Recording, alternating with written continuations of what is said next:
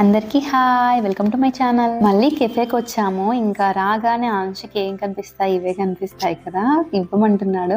వీడు నాలాంటోడే, ఏంటంటే ప్రతిదీ కావాలంటాడు, బట్ తినడు. నేనేంటంటే అన్ని ప్రిపేర్ చేస్తూ ఉంటాను, నేను తప్ప అందరికి పెడతాను. నేను తినడం తక్కువ, పెట్టడం ఎక్కువ.